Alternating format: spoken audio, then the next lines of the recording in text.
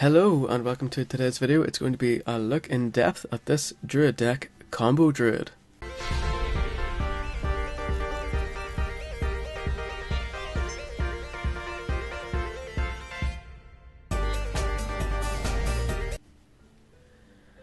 Okay, so we're just going to take a look today at a deck that will be familiar to anyone who has been around Hearthstone for a while. It's Combo Druid. This deck is one that is very consistently a part of the meta.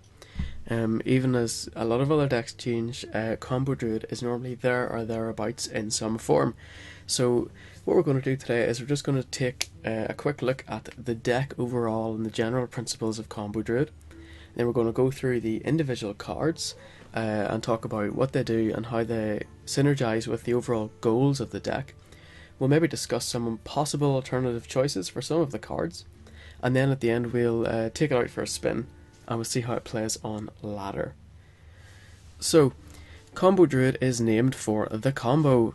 The combo is Force of Nature, Savage Roar. So Force of Nature is a 6 mana spell. It summons 3 2/2 treants with charge that die at the end of the turn. And Savage Roar is a spell for 3 mana that gives your characters +2 attack this turn. So one of the good numbers to know is how much damage that is. So basically it's 14 damage in total. It's 6 damage from the treants, and then another 6 damage from the treants by Savage Roar, giving 12, and then 2 damage from your face, which gets +2 from Savage Roar as well. That's 9 mana, 14 damage from the hand. Good to know when you're playing Combo Druid.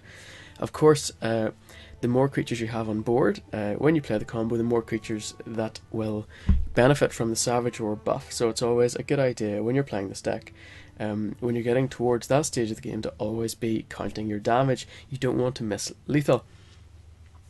So the deck style then, because it's a combo deck, it plays like a lot of combo decks in that draw is very important, but also in this deck tempo is very important, and tempo and board control very closely linked concepts. So basically you do want to have a strong board.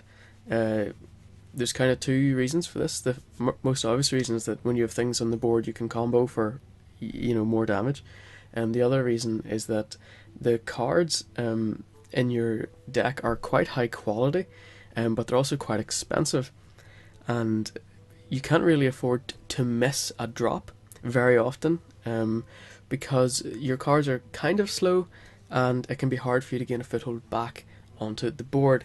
So that is why you want to play a tempo style. The strength of this deck, we'll see in a bit more detail soon, but it's very flexible. The deck can switch gears very easily, and whenever we look at the individual cards, we'll find out a little bit more why that is. The card quality is very good. Dr. Broom, Ancient of Lore, Sylvanas, Thorson, Sludge Belcher, Azure Drake, Piloted Shredder, Swipe. So many of these cards are just really strong cards in like the value vacuum. If you were analysing these individually, you would say these are really good cards. And whilst it's a tempo deck, if you're playing against a very aggressive deck, the quality of your cards mean you can afford to play a control.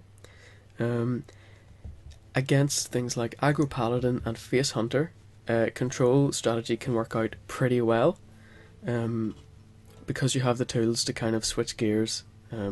You can normally play control until very late in the game, when suddenly you have a swing turn enabled by your card advantage, and then you can push to win. In terms of the ultimate power level of this deck, it's probably not quite as high as some more focused decks, such as Face Hunter, Patron Warrior, Handlock. They all have very specific goals, and if they're allowed to play their game plan, they can be extremely strong. I don't think Combo Druid is quite as good as those decks when they go off. However, the extreme flexibility means that this deck is pretty good against almost every deck. So it's a great deck for ladder, because you very rarely have a matchup that's unwinnable. Whereas with some of the more focused decks, sometimes they just get completely shut down by certain other decks. So weaknesses, we kind of touched on this. It can sometimes get run over.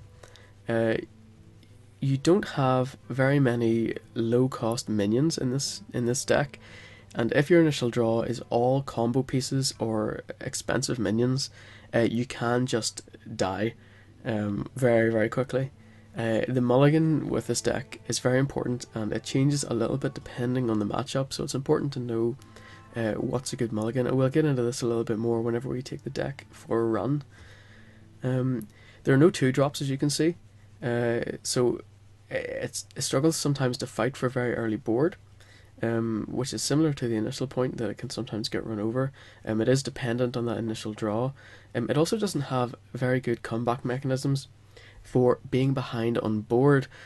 Some other classes, like Handlock, with Shadow Flame, can pretty much come back from any board at any time. Molten Giants are a great comeback mechanism. Decks like Priest and Paladin have combos that can clear the board. This deck does not. If you fall behind on board, it's very difficult to claw your way back up. Swipe is a decent comeback mechanism, but it only really works against very aggressive decks. Any sort of control deck, if you fall behind, you're in a bad spot. The closest thing you have to a board wipe is Azure Drake and Swipe. The Azure Drake makes your swipe 5 damage to a single target and 2 to all other minions, as opposed to its normal 4 and 1. But again, it's hard to pull that off. It's another specific 2-card combo, and it doesn't come before turn 9 without Innervate. We'll just start to take a look at some of the cards individually and just discuss them. So we'll just go down in order. The first card here is Innervate. It's a 0-mana spell. Gain 2 mana crystals this turn only. So this is a really strong tempo spell. Basically, you're throwing away this card, so you're losing a card advantage right away. But you're getting 2 mana this turn, which can be massive. So it can enable you to play Emperor Thaurissan on turn 4, Dr. Boom on turn 5, and so on. You can also just use it, to weave in a Wrath or a Hero Power, although that's generally not as valuable. The important thing about Innervate is that it really highlights, again, the importance of choice. Whenever you're playing this deck, it's really important to plan your current turn in conjunction with your next turn, and potentially, several turns after that, if you can. But at least the turn and the next turn should definitely be planned carefully, because you have these powerful tools such as Innervate that help to regulate your mana across turns. It's very important that as much as possible you don't waste it. So doing something like innervating for 1 because you've got awkward mana amounts isn't brilliant. Innervating a card and then having no play next turn, when previously you could have played that card on what is now this turn and kept your Innervate, is usually not the most efficient way to use this card. It's all very matchup dependent as well. If you're playing against a very aggro deck, then you sacrifice almost anything just to stay alive until the later turns for a chance of coming back. But usually you want to plan this carefully and extract maximum tempo value from it. Zombie Chow then is just a nice kind of way to shore up the very early game. It's great against really aggressive decks. It's a 1 mana 2/3, and the restore 5 health of the enemy hero often doesn't matter against those type of decks. It's also just another body to put out before your combo turn. You have to kind of be careful doing that, because if they kill it, then they restore 5 health. But it would do 4 damage if they leave it up, so it's often a decent risk to take. Wild Growth, 2 mana spell. Gain an empty mana crystal. This is a really strong card. Unlike Innervate, the mana crystal you gain here is not transient, so it does last the entire game. So if you play this in turn 2, the following turn you'll have 4 mana crystals, and then the turn after you'll have 5, and so on, so you get to keep the extra mana crystal.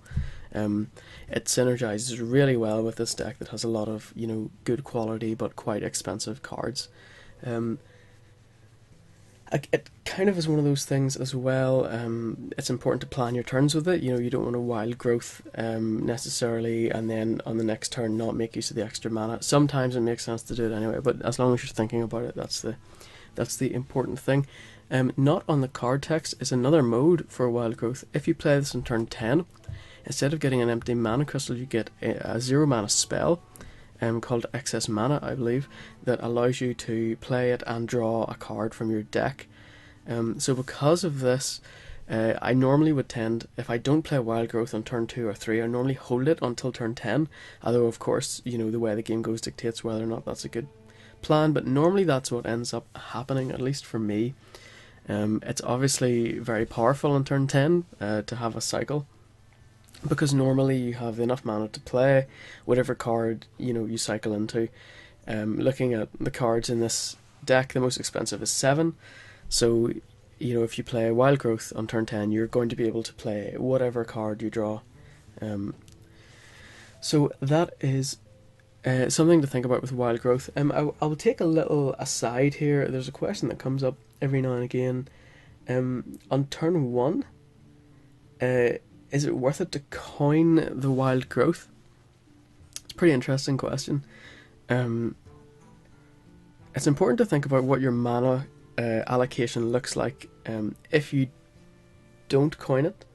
So basically your mana goes 1, 2, and then you play Wild Growth 4, 5, 6.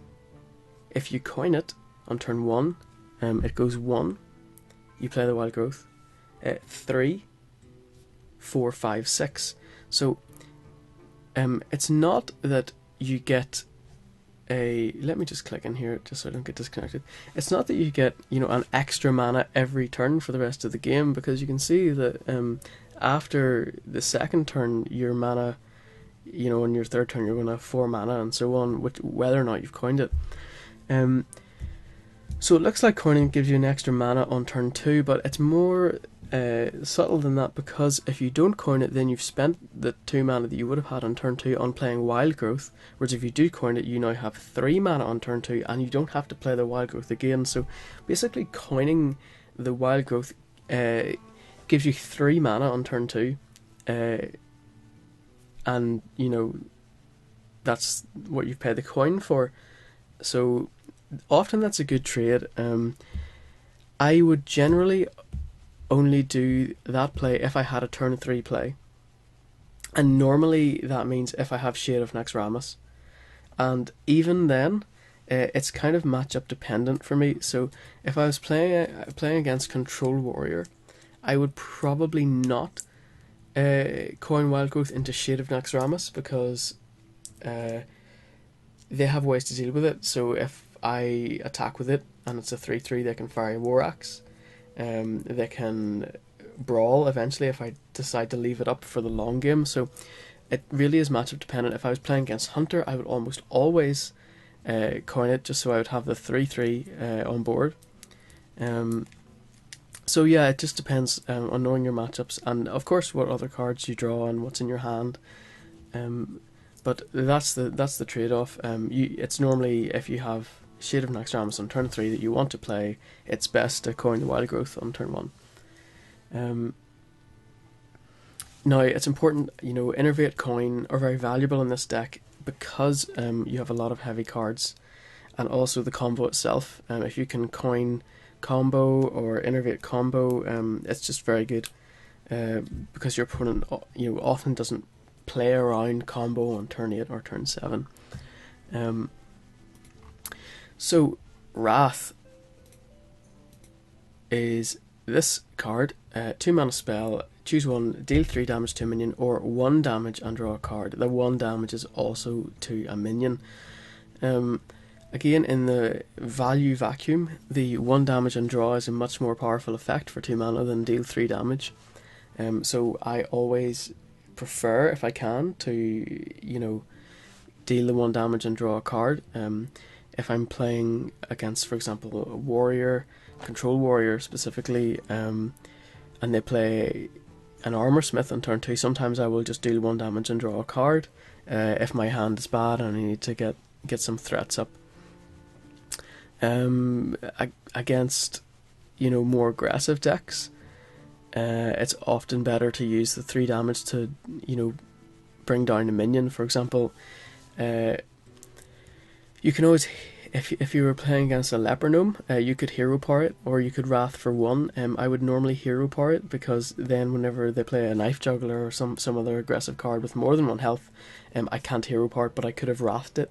So that's kind of the thought process there. Favour the draw, unless I think that I'm going to need it to, for board control. So against board control decks or aggro decks, I'll normally save the wrath for the 3 mode. Again, the rules are most of the time, but individual circumstances do change. So Savage Roar then is in there because it's part of the 14 damage combo. It can also be a decent clear, sometimes you just need to use it. So this deck plays 2 combos. That's 2 Force of Nature and 2 Savage Roar. I prefer that because I don't like having to draw into a 1-of as an out to win, and also because the cards have decent utility individually. Don't be afraid to use 1 Savage Roar or 1 Force of Nature to combo. The downside of, double combo is sometimes you draw all the pieces and you just lose. The other thing is the opportunity cost. I think Cenarius would be the card to play if you weren't playing. Probably you wouldn't play. Well, I suppose you could play 1 Force or 1 Savage. Pros and cons, but I find that it isn't very often that Cenarius would allow me to win a game that I wasn't going to already win. So I don't find it as valuable a card as double combo. So that's just a personal preference. There are other versions of this deck as well that are perfectly reasonable to play. BGH is basically there to control giants and Dr. Boom. It can also be a great way to throw out, just as a tempo play against, certain decks that you don't expect the big threats from. 3 mana 4/2 is not brilliant, but it's okay. Better than nothing. It's also good to throw out sometimes on the turn before combo, because it can be worth 6 damage for 3 mana the following turn. It's a bit of a telegraph though. So if you're on turn 8 and you play PGH, your opponent's probably going to look to manipulate the board state and their health to survive a combo the following turn, or play Lotheb, or it basically gives away your plan. But sometimes there's nothing your opponent can do, and it can help you bring that game clock 1 turn closer. Shade of Naxxramas then is, again, like many cards in this deck, kind of dual purpose. Against aggro decks, I'll play it as a 2/2 with stealth for 3. That'll be a 3/3 before I can attack with it. Some other games you might want to leave it on board just to get huge, and it's sticky because it's stealthed, and it means that it can be a great target, to put Savage Roar onto for the combo at the end. Very often in my playstyle, that never comes off, but it's still a useful card to have. I think if any cards in this deck could be swapped, it could probably be this Shade of Naxxramas. I think I would consider Mind Control Tech as a possible replacement. It functions kind of similarly in that a lot of the time it's just, a body for 3 mana, but it can also, get extreme value towards the later game. It's more of a comeback mechanism against really aggressive decks, and with the prevalence of, Paladin Hero Power, Muster for Battle, and Dr. Boom, there are often a lot of minions on the enemy board, so MC Tech can get value quite often. Right now, I'm sticking with the more traditional Shade, and just kind of bearing in mind that MC Tech might be a possible replacement, as would any sort of sticky 3-drop. Swipe then is an absolutely essential card. It's often one of the only strong removals, and it's the only kind of AoE spell that's in this deck. When comboed with Azure Drake, it's very good, basically. It becomes a 5 damage to a single target and 2 damage to all other targets, as opposed to the 4 damage to a single target and 1 damage to all other targets. This is in certain matchups, this card is very important to play correctly against Paladin, most notably. You want to clear out as many tokens as you can, especially after Muster for Battle. any time that there's going to be a lot of minions on 1 health, it's going to be good to play. It's also in this deck. It's also reasonable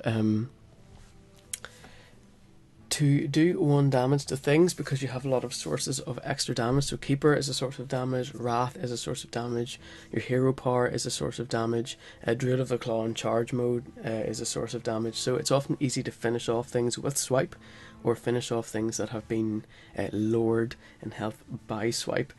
Swipe is quite a slow card, so I normally wouldn't want to play it on turn 4.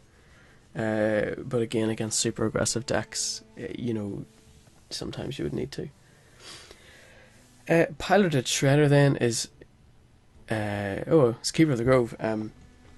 So Keeper of the Grove is another choice card. So again, deal 2 damage is useful against aggressive decks. Silence a minion is useful against the more controlled decks.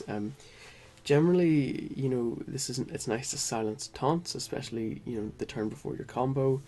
You can silence off Divine Shield. Frequently happens against Paladin. Just basically another flexible card. The 2/4 body for 4 isn't great, but it's okay. It will normally trade for 2/2 drops, 2/3/2s at least, and it's just generally a good utility card to have. Piloted Shredder is another good fit in this deck. It's a sticky minion. It's a good body. Basically, the stickiness is good because of combo. It's also good because you don't like to fall behind on board with this deck. So really good card there. Azure Drake, not as sticky, but the cycle is really valuable in this deck, and the spell power is good as well. Wrath for 2 and draw, or Wrath for 4 happens a lot. Spell power swipe is awesome if you can pull it off. And again, because there are other sources of damage, it trades up reasonably well to cards that have 5 health. It's slightly counterintuitive, but a 4/4 isn't as bad in Druid as it is in decks that don't have that hero power or single damage spells. Druid of the Claw is super against aggro. The 4/6 normally always trades 2 for 1, sometimes even 3 for 1. Or against Mage, for example, it can eat a Fireball, which is pretty good at extending the game in your favour. It's also good as a 4/4 charge. It can be comboed with the combo. And Savage Roar specifically, it's always good to count the damage when you're Druid of the Claw and Savage Roar. And again, just the fact that you have a choice makes this very flexible. Both choices are quite strong for 5 mana as well. Sludge Belcher is again just, with combo decks you often need like 1 more turn to go off. So Sludge Belcher is one of these cards that can buy you 1 more turn. Again, it just trades brilliantly with any sort of aggressive deck. Force of Nature is part of the combo. It's also a decent clear. 6 mana, to kill, 3/2 health enemy minions, which often happens against, Hunter and other aggressive decks. It's something you should always bear in mind. It's not a fantastic option, but sometimes, with those aggro decks, if they've played all their cards and you're way ahead on cards but you're just behind on board, just throwing out the Force of Nature as a clear on 6 is often all you need to kind of, start to stabilise. So don't be afraid of that. Emperor Thorson is just amazing value in this deck. Part of his appeal is that he can just create obscene scenarios where you reduce the cost of combo. You have with Enervate specifically, it just can be insane. I've been able to do things like Force of Nature, Savage Roar, because Thorson has reduced combo pieces and I have Enervate.